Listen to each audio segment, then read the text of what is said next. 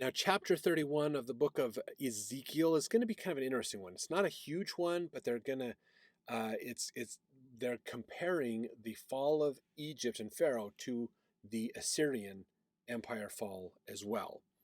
So, kind of some comparisons made between these two kingdoms. Verse 1, and it came to pass in the 11th year, in the 3rd month, in the 1st day of the month, that the word of the Lord came unto me, saying, so this is shortly after the previous chapter's revelations.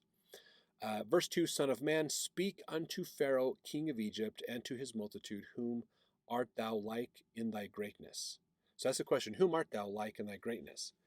Behold, the Assyrian was a cedar in Lebanon with fair branches and with a shadowing shroud, and of an high stature, and his top was among the thick boughs. So they're equating Assyria to these tall cedars in Lebanon, which are huge trees that were used a lot and highly coveted.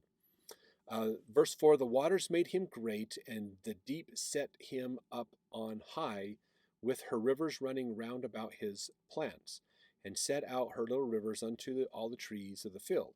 So talking about how they had natural resources to grow these trees big. Verse 5, therefore his height was exalted above all the trees of the field, and his boughs were multiplied, and his branches became long, because of the multitude of waters when he shot forth. All the fowls of heaven made their nests in his boughs. Under his branches did all the beasts of the field bring forth their young, and under his shadow dwelt all great nations. Thus was he fair in his greatness, in the length of his branches, for his root was by great waters. So kind of imagining this sprawling, huge nation as Assyria grew to encompass large areas. This kind of makes Assyria sound nice, like a big tree you get to sit under and get rest. It's there to help me to get rest, to have shade, to be able to relax a little bit. Assyria was not known for being kind and nice to people, so it's interesting that the perception that they're bringing up here in this chapter. Verse 8, the cedars in the garden of God could not hide him. The fir trees were not like his boughs, and the chestnut trees were not like his branches, nor any tree in the garden of God was like unto him in his beauty. I have made him fair by the multitude of his branches, so that all the trees of Eden that were in the garden of God envied him. Therefore, thus saith the Lord God, because thou hast lifted up thyself in height, and he has shot up his top among the thick boughs, and his heart is lifted up in his height, I have therefore delivered him into the hand of the mighty one of the heathen. He shall surely deal with him. I have driven him out for his wickedness. So this is kind of an interesting chapter to look at this idea of thinking of the Assyria as this great tree, and even a great tree among God's trees. That it was a great kingdom, really well. But then it went bad, and so it got destroyed. He gave the kingdom to somebody else, through Babylon, who came in and destroyed him, basically. Verse 12, and strangers, the terrible of the nations, have cut him off, have left him.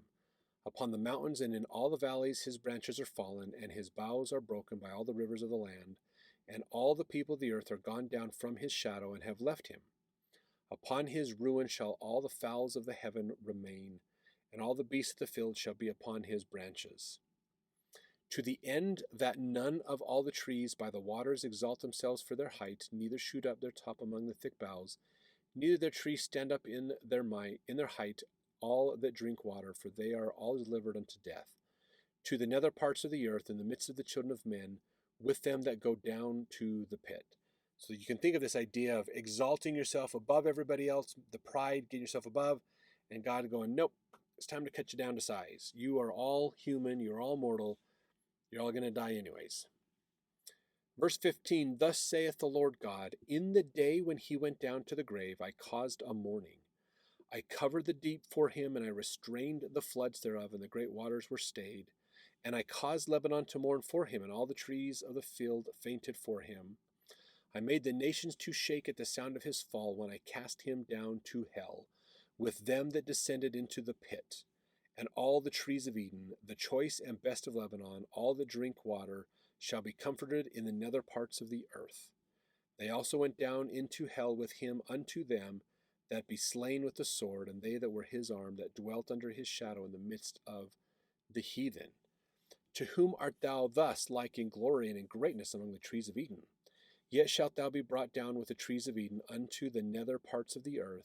Thou shalt lie in the midst of the uncircumcised with them that be slain by the sword.